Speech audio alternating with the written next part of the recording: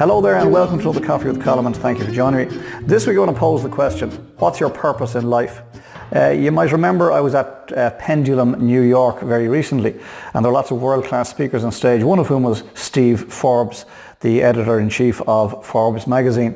And Steve asked a few very interesting questions and gave us a few very interesting examples of visionaries, people who had purpose in their lives. He referred back to Peter Drucker, the management consultant from some years back, the late great Peter Drucker indeed, who posed the question, you know, what's the corporation's purpose? Got us to ask ourselves, what's our purpose in business? And the same is true of life, but let's just talk about our careers and our business for a moment. So what's your purpose? Steve gave a couple of examples. He mentioned the computer wasn't invented by Bill Gates or Steve Jobs.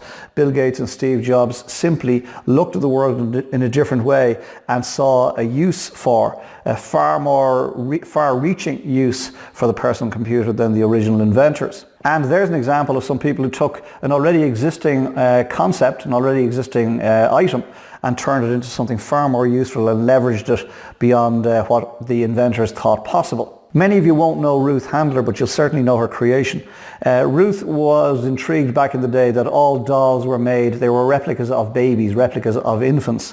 And she was in Germany and came across a doll, which is basically an adult doll. I think her name was Lily, and she was quite racy. But Ruth decided to take the concept of Lily, bring her back to the States, and she created an iconic doll called Barbie.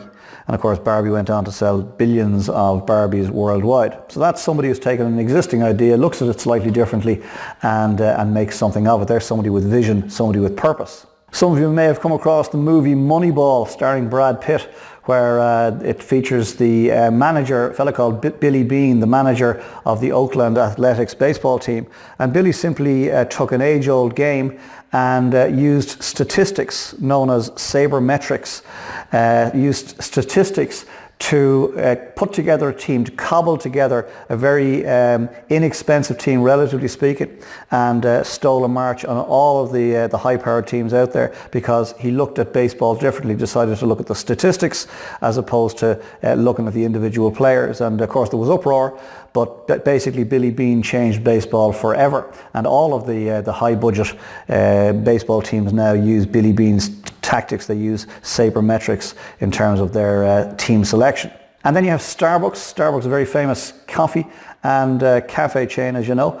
But Starbucks basically took an existing idea. They took a coffee shop, and then they sort of Disneyized, if you like, a Viennese or a Milanese cafe experience, and created something that was replicable, and then simply went and replicated it all around the world. And that's what Starbucks is. But fundamentally an age-old idea. They simply took it, looked at it differently, and the rest, as they say, is history.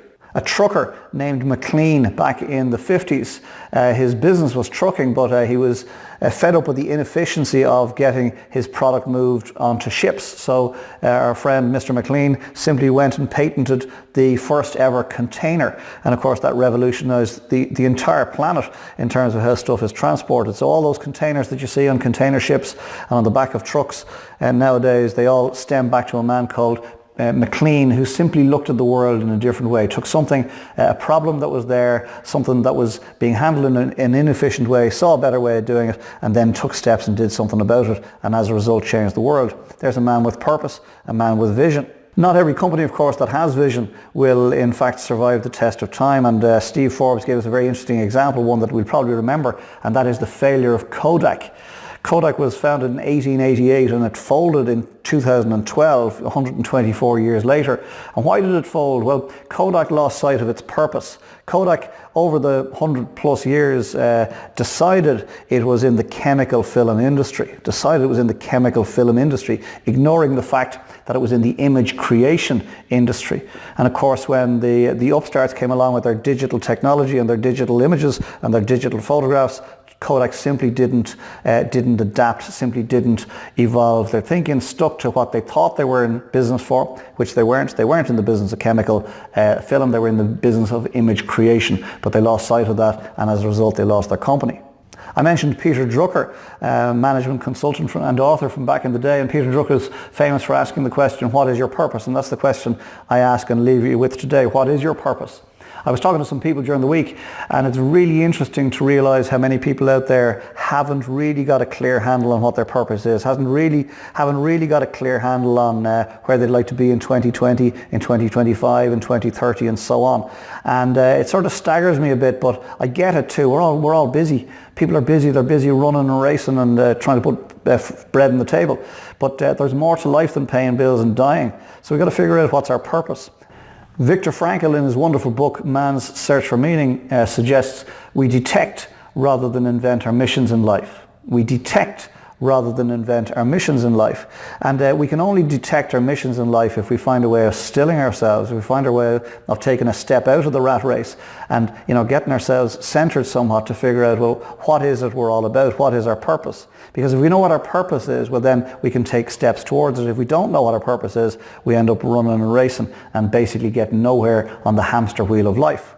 And that's what I'd like to leave you with this week, if I may. I'd ask that you might take a few minutes in this next week, take a little time, take a little personal time and sit quietly and see, can you get a handle on what is your purpose in life. A couple of tools that I'm going to leave you with, if I may, to help you on that journey, and there's some links at the bottom of the blog. One is a video by Stephen R. Covey, probably my all-time favourite author and thought leader. And it's a lovely video about an 80th birthday celebration, and I'd really recommend that you check that out. Beautiful video, get you thinking for sure. And the second one I'd recommend, if I may, is my own work. It's 2020 Vision, and I've got a link at the bottom of the blog to it. But basically it's a set of questions, a set of tools to get you thinking about what your 2020 vision is, about how you would like to wake up on your birthday in 2020. Only 2 years away, but in the next 2 years, I promise you, if you take a couple of steps, if you take a little time out, figure out what your life's purpose is, I promise you that by your birthday in 2020, if you do the work, you can be on track to live the life that you want and the life that you deserve, and be on track to fulfill your life's purpose. And thank you for joining me for this week's Coffee with Colm. I hope and trust as ever that you got something from it. If you have done, you think somebody else would benefit, I'd be delighted if you'd pass the link on. If it's your first time here and you'd like more of this type of stuff, well then pop to the homepage, colmobrien.motivation.com, leave me some details. I'll make sure you get a link like this on a weekly basis. Most importantly, very importantly, please consider what's been shared here this week and apply it into your thinking for the next few days. And then equally as importantly, please come back next week and we'll share another coffee together, and I'll ruminate on some other aspect of life and business. Between now and then, I recommend you get some good coffee for sure, get some fresh air for sure, get some R&R. If you spend a lot of time alone, I recommend you go meet some people. Conversely, if you spend a lot of time with people, I recommend you spend some time alone. In fact, that's what this week is all about. Get some time alone and start figuring out what your life's purpose is. And then when the time is right, and only when the time is right, get your head back in the game, get organised for the week ahead, get stuck in, make next week count. I'll see you here this time next week for another Coffee with Colm. Sláinte. I really love great coffee. Talk to you soon. Bye for now.